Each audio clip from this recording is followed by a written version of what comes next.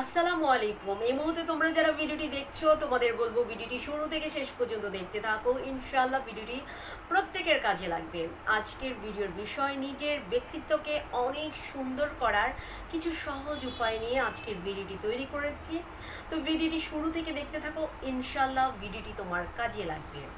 আজকের ভিডিওর 1 নম্বর পয়েন্ট হচ্ছে, যখন যে অবস্থায় যার সাথে দেখা হবে তাকে সবার আগে সালাম দেওয়ার চেষ্টা করতে হবে। কারণ হচ্ছে, তুমি যখন কাউকে সবার আগে সালাম দিবে অবশ্যই ওই ব্যক্তি তোমাকে মনে রাখবে, তোমাকে পছন্দ করবে।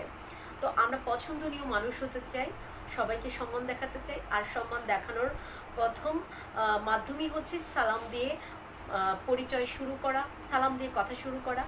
তো হচ্ছে সালামটা অবশ্যই দেওয়ার চেষ্টা করবে। সালাম দিলে প্রত্যেকটা ব্যক্তি খুশি হয়, আমরাও খুশি হয়ে যাই। নাম্বার 2, ভুল হলে স্বীকার করতে হবে।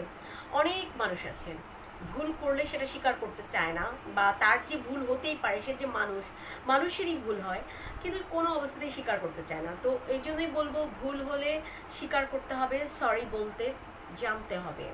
ভুল হলে সরি অবশ্যই বলতে হবে, কিন্তু অনেকে আমরা বলতে চাই না। নাম্বার 3, অকারণে হাসাহাসি করা যাবে না। কারণ যে কোনো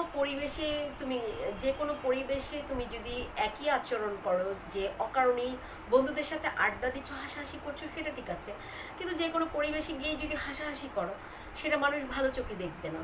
কারণ হচ্ছে যে, তুমি কোনো অসুস্থ রোগীর বাসায় গেছো অসুস্থ ব্যক্তিকে দেখার জন্য, বা এমন কোনো বাসায় গেলা সেখানে কোনো একজন ব্যক্তি মারা গেছে, তাকে দেখার জন্য গিয়েছো। আবার কারো বাসায় গিয়েছো, সেই মানুষটা খুব বিপদে আছে, সমস্যায় আছে, সেখানে তুমি অকারণে হাসাহাসি করছো, নিশ্চয়ই জিনিসটা ভালো চোখে দেখবে না। তো এই জন্যই বলবো, সুন্দর ব্যক্তিত্ব সম্পন্ন মানুষরা কখনো অকারণে হাসাহাসি করে না। তো এই ধরনের স্বভাব থাকলে এটা অবশ্যই আমাদেরকে ছাড়তে হবে। নাম্বার 4, আগে আমরা অন্যের কথা শুনবো, পরে নিজে বলবো। কিন্তু আমরা এই কাজটা করি না। আমরা কি করি, কারোর সাথে কথা বলার সুযোগ হলে আমরা শুধু বলতেই থাকি, কিন্তু অন্যকে বলার সুযোগ দিই না। তবে আমাদের করতে হবে এটা, কারণ সুন্দর ব্যক্তিত্ব সম্পন্ন মানুষরা এই কাজটা করে থাকেন। তারা অন্যের কথা খুব মনোযোগ সহকারে শুনেন এবং তারপর নিজের কথা বা মতামত প্রকাশ করেন। নাম্বার 5 বলবো, পরিষ্কার পরিচ্ছন্ন পোশাক পরতে হবে। পরিষ্কার পরিচ্ছন্ন পোশাক, কারণ তুমি যদি খুব ময়লা একটা পোশাক পরে কারো পাশে বসো, ওই ব্যক্তি তোমাকে নিশ্চয়ই পছন্দ করবে না। তো এই জন্যই বলবো, খুব দামি দামি পোশাক পরতে হবে এমনটা নয়, তোমার যে পোশাক আছে সেগুলোই সুন্দরভাবে পরিষ্কার পরিচ্ছন্ন করে পরিপাটি করে পরার চেষ্টা করতে হবে। নাম্বার 6 হচ্ছে, পারলে অন্য ব্যক্তিকে খাওয়াতে হবে বা খাওয়ানোর চেষ্টা করা যেতে পারে, কিন্তু কারো কাছ থেকে জোর করে খাওয়া যাবে না। কারণ আমরা অনেক সময় অনেক ব্যক্তিকে প্রেশার ক্রিয়েট করে বা জোর করে তার কাছ থেকে ট্রিট নিয়ে থাকি, খেয়ে থাকি আমরা। তো এটা আমাদের মাথায় রাখতে হবে, কারো কাছ থেকে জোর করে খাবো না। কারণ কারো কাছ থেকে যখন আমরা জোর করে খাবো, ওই ব্যক্তির পকেটে টাকা নাও থাকতে পারে, বা ওই ব্যক্তি নানা সমস্যায় জর্জরিত হতে পারে। সো আমরা কাউকে প্রেশার ক্রিয়েট করবো না, সমস্যায় ফেলবো না। এই জন্য পারলে খাওয়াবো, না হলে কার কাছ থেকে দাবি করে খাওয়াটা আমার মনে হয় ঠিক না।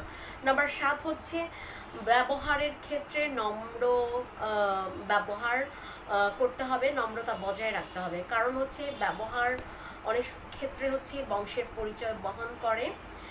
তো আমরা যখন কারোর সাথে সুন্দর নম্র ব্যবহার করব, নিশ্চয়ই আমাদের বিপরীতে যে মানুষটা থাকবেন সে নিশ্চয়ই খুশি হবেন। কিন্তু তার সাথে যদি আমরা খারাপ আচরণ করি, ওই ব্যক্তি নিশ্চয়ই আমাদের সম্পর্কে ভালো ধারণা পাবে না। আর আমরা যেহেতু সুন্দর মনের মানুষ হতে চাই, সুন্দর ব্যক্তিত্ব সম্পন্ন মানুষ হতে চাই, তো সেক্ষেত্রে অবশ্যই আমাদেরকে নম্র ভদ্র হতে হবে এবং মানুষের সাথে কোমল আচরণ করতে হবে, নম্র আচরণ করতে হবে। এই চেষ্টাটাই আমাদের করা উচিত। তো আজকের ভিডিও এই পর্যন্তই। আমি চেষ্টা করেছি গুরুত্বপূর্ণ পয়েন্টগুলো তুলে ধরার জন্য।